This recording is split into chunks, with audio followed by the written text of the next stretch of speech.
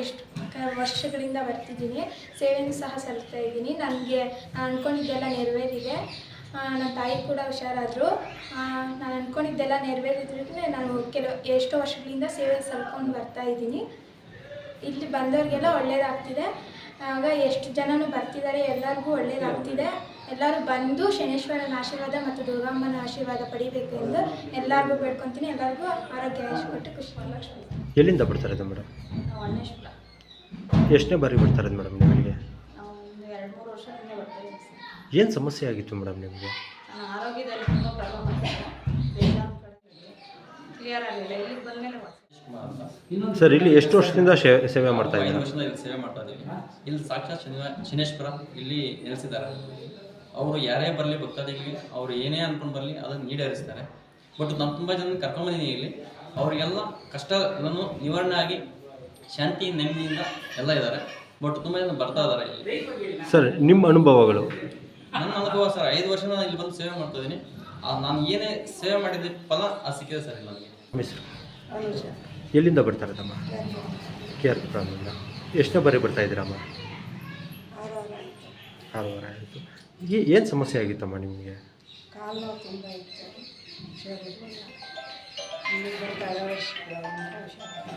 ಈಗ ಹೇಗೆ ಅನಿಸ್ತಾ ಇದೆಯಮ್ಮ? ಎಲ್ಲಿಂದ ಬರ್ತಾ ಇರೋದು ಸರ್? ಹಾಸನ ಜಿಲ್ಲೆ ಸಕಲೇಶ್ಪುರದಿಂದ ಇಲ್ಲಿ. ಸರ್, ಈಗ ಗೊತ್ತಾಯ್ತು ಇಲ್ಲಿ ದೇವಸ್ಥಾನ ಇದೆ ಅಂತ ನಿಮಗೆ? ಫೇಸ್ಬುಕ್ಕಲ್ಲಿ ನೋಡಿ ಬಂದು.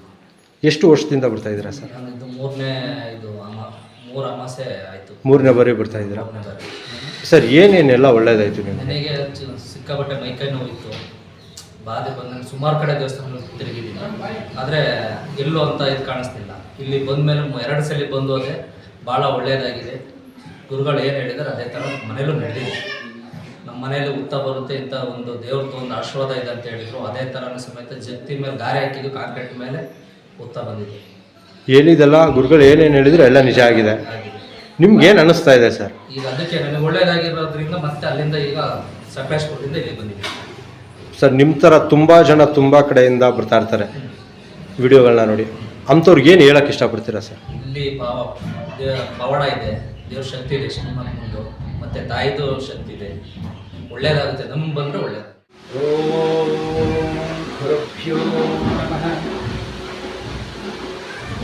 ಶ್ರೀ ಕ್ಷೇತ್ರ ಅಂದ್ರಳ್ಳಿ, ಬೂದಿಗೆರೆ ತಾಲೂಕು, ದೇವನಹಳ್ಳಿ ತಾಲೂಕು, ಬೂದಿಗೆರೆ ಪೋಸ್ಟು, ಚನ್ನರಾಯಪಟ್ಟಣ ಹೋಬಳಿಯಲ್ಲಿ ಬೂದಿಗೆರೆ ಪಕ್ಕ ಅಂದ್ರಳ್ಳಿಯಲ್ಲಿ ನೆಲೆಸಿರುವಂಥ ಶ್ರೀ ಅಭಯ ಶನೇಶ್ವರ ಸ್ವಾಮಿಯ ಒಂದು ಕ್ಷೇತ್ರವಾಗಿದೆ. ಇಲ್ಲಿ ಪ್ರತಿ ಶನಿವಾರ ವಿಶೇಷವಾಗಿ ಸ್ವಾಮಿಗೆ ಒಂದು ಪಂಚಾಮೃತ ಅಭಿಷೇಕ, ಹೂವಿನ ಅಲಂಕಾರ ವಿಶೇಷವಾಗಿ ನಡೀತದೆ. ಸಾಯಂಕಾಲ 4 ಗಂಟೆಗೆ ಮಹಾದುರ್ಗನ ಮೆರವಣಿಗೆ ಇರ್ತದೆ.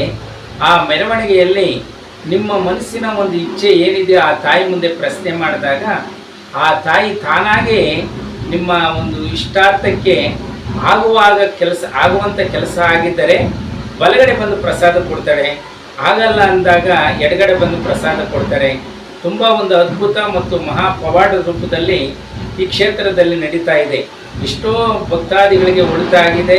ಮಕ್ಕಳ ಸಂತಾನ ಇಲ್ಲದಿದ್ದವರಿಗೆ, ಮತ್ತು ಮಾಟ ಮಂತ್ರದ ಒಂದು ಪ್ರಭಾವ ಒಳಗಾಗಿದ್ದವರಿಗೆ, ಮತ್ತು ಖಿನ್ನತೆಗೆ ಒಳಗಾಗಿದ್ದವರಿಗೆ, ಮತ್ತು ಸಂಸಾರದಲ್ಲಿ ಗಲಾಟೆ ಇರುವಂಥ ಒಂದು ಸನ್ನಿವೇಶದಲ್ಲಿ ಎಲ್ಲ ರೀತಿಯ ಒಂದು ಕಷ್ಟಗಳನ್ನು ಆ ತಾಯಿ ಪರಿಪೂರ್ಣವಾಗಿ ಕರ್ಪೂರ ಕರಗದಂತೆ ಕರಗಿಸುವಂಥ ಒಂದು ಕ್ಷೇತ್ರ ಈ ಅಂದ್ರಳ್ಳಿ ಕ್ಷೇತ್ರವಾಗಿದೆ.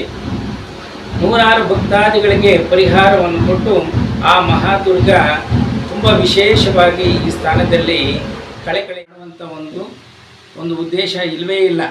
ಸರ್ವೇ ಜನ ಸುಖಿನೋ ಭವಂತು ಎನ್ನುವಂಥ 32 ವರ್ಷಗಳಿಂದ ನಡೆಸ್ಕೊಂಡು ಹೋಗುವಂಥ ಈ ಕ್ಷೇತ್ರವಾಗಿದೆ. ಪ್ರತಿ ವಾರ ಶನಿವಾರ ಅನ್ನದಾನ ನಡೀತದೆ. 100 ಭಕ್ತಾದಿಗಳ ಒಂದು ಕಷ್ಟ ಪರಿಹಾರವಾಗುವಂಥ ಒಂದು ಕ್ಷೇತ್ರವಾಗಿದೆ. ಮತ್ತು ಇನ್ನು ದಿನೇ 100ರಿಂದ ಹಿಡಿದು 1000 ಜನ ಭಕ್ತಾದಿಗಳು ಬರುವಂಥ ಈ ಕ್ಷೇತ್ರವಾಗಿದೆ. ಮತ್ತು ಈ ಕ್ಷೇತ್ರದ ಒಂದು ವಿಳಾಸ ಬೂದಿಗೆರೆ ಪಕ್ಕ ಅಂದ್ರಳ್ಳಿ, ದೇವನಹಳ್ಳಿ ತಾಲೂಕು. ಹೊಸಕೋಟೆಯಿಂದ ಬರ್ಬೋದು, ಬೆಂಗಳೂರಿಂದ ಬರ್ಬೋದು, ದೇವನಹಳ್ಳಿಯಿಂದ ಬರ್ಬೋದು, ಈ ಕಡೆ ಶಿಡ್ಲಘಟ್ಟದಿಂದ ಬರ್ಬೋದು. ಈ ಕಡೆ ಎಲ್ಲ ಕಡೆಯಿಂದ ಅನುಕೂಲ ಇದೆ.